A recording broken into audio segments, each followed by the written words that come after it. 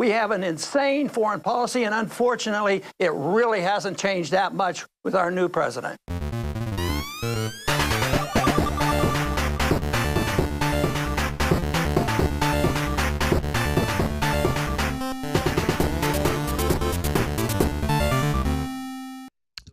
Former congressman, medical doctor, Air Force veteran, Ron Paul was against the Iraq wars. He was against the Afghanistan operations. He's been against all of it. He's been proven right. This is a complex issue, but he's got a very well-researched angle on it, so I want to get his take. Thank you for joining us during this critical time. Thank you. Good to be with you. Dr. Paul, let's get into your plan to avert, which could happen any time, causing a huge nuclear war. Well, the sooner we get out of there, the better. You know, we went into Korea when I was in high school, and it was totally illegal, unconstitutional. It was done without the permission of the people. It was done within a week after the Civil War broke out in Korea.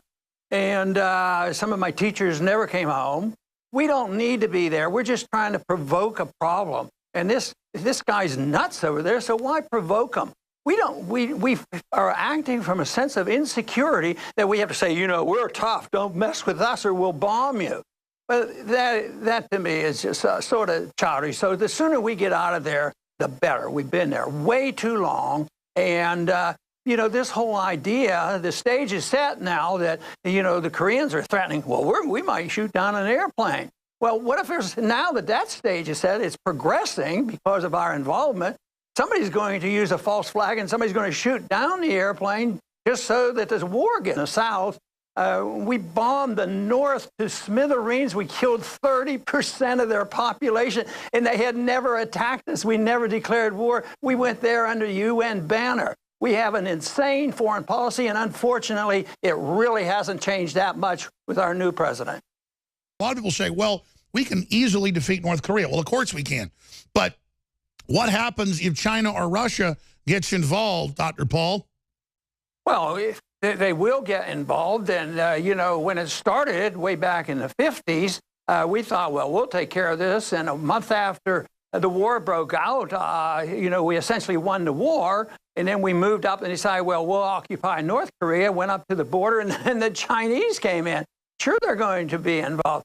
But I think you just made the case for why we need to be out of there.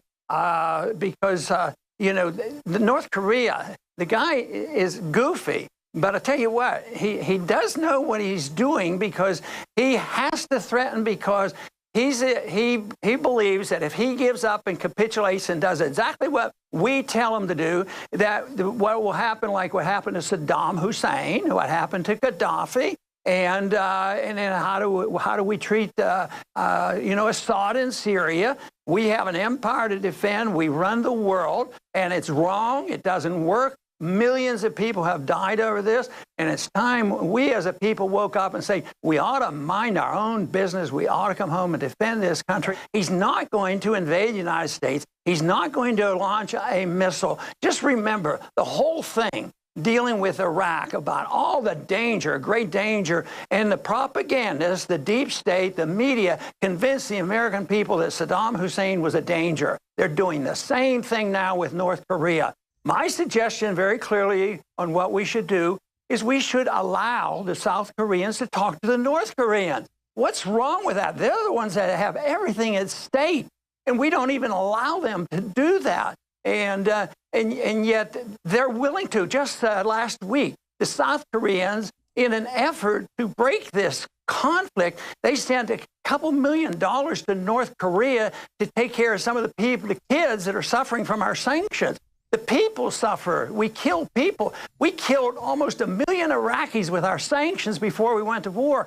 And all these sanctions do is just provoke the bitterness. We need to allow. Why do we prohibit the South Koreans from talking to the North Koreans? About 45 seconds, real quick on the economy. If we don't get the tax cuts, Paul Ryan wants taxes to be raised now. If we keep Obamacare, most analysts say that will cause a new recession or depression and cause that big implosion you've been warning of. 30 seconds on that, Dr. Paul.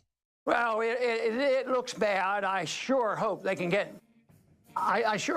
get the tax cut through. If they blow that, then we're really in trouble. But it's not unusual to develop, you know, some of these welfare programs, it's almost impossible to stop them.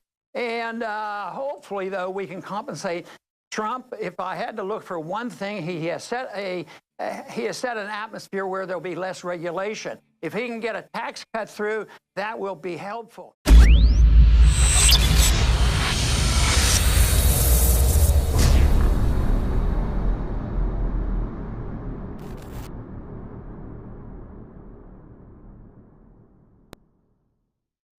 Survival Shield X2 Nascent Iodine. If you're interested in healthy thyroid, if you're interested in well-being, if you're interested in having a higher IQ, which this has been linked to, get your powerful Survival Shield X2 at InfoWarsStore.com.